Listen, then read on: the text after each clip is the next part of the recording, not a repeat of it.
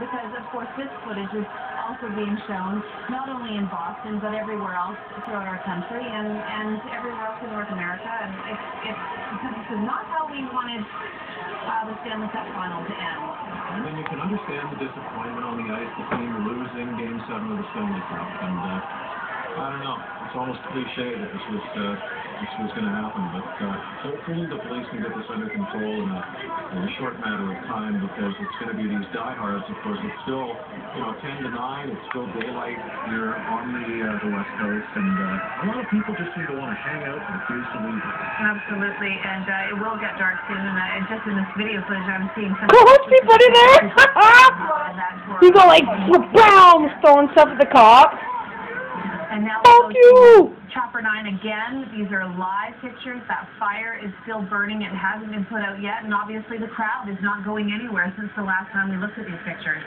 And just to recap how this unfolded tonight, the Vancouver Canucks, of course, lost the hockey game to the Boston Bruins. Almost seconds after the final horn went, fights started in downtown Vancouver. Porta potties started getting flipped over. The fires started. And all heck broke loose, and the police have been trying to deal with this. They've called in the Riot squad. It started just before 8, so this has been going on for a good solid hour now in downtown Vancouver.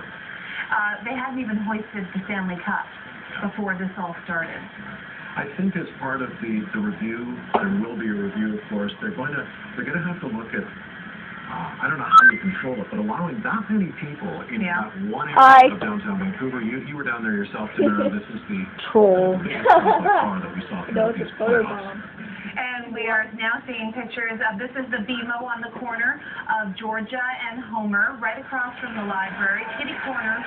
History will be made. Kitty corner from the library, and windows being broken. So now we're at the point where we're watching windows being broken. I just saw Cindy Alexander in there, obviously recording for us and capturing more pictures for us. Right, and if the police need any video evidence, there should be an ample supply of that based on the number of cameras and cell phones that you see around in that area. And you hate to point out who's in the crowd, but when you look at who's in the crowd, these are young men. As was the case back in 1994, so we're seeing history repeat itself in a very unfortunate way, a very disappointing spectacle. And this is really the epicenter of it all. When I came back here from that area, the area we're looking at right now, on some of the other streets, Dunsmuir Street, even parts of Georgia Street farther to the west, lots of people, but not anything like the pictures you see. And I should remind you that you are looking at raw, unedited video. So this is as it's coming into us. So we are seeing it for the first time too. And there again, a shot from. Oh, look at that! Somebody went down. Like somebody I think we're going to see numerous arrests tonight. We saw some people taken into custody.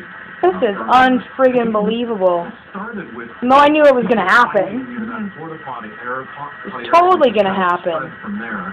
And the police were actually, if we can go back to the Olympics, trying to encourage people politely to just move along. They weren't trying to, harass people. They just clear the area, get out of here. But some people just absolutely wouldn't go. And, I mean, this isn't the first time that crowds have gathered. We've been doing this for all the games of this series, and it's been pretty uneventful. Look at all that garbage. It's disgusting. I'm hopeful that we would end on a high note tonight and we would just continue to move on. But to your point earlier, a lot of the people that we saw in the crowd, perhaps earlier in the week, certainly tonight, didn't seem that interested in really watching the hockey game. I know the game stunk if you're a Canucks fan, but they didn't seem particularly interested in watching the game itself. They were there, of course, to be with the crowd, but also for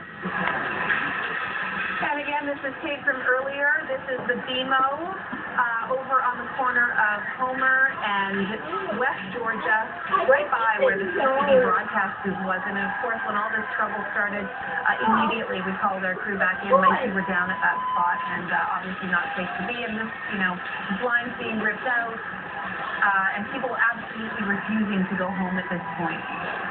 Let's just watch this video that has just come into the CTV newsroom. Again, breaking news, violence erupting in downtown Vancouver after Game 7 of the Stanley Cup final.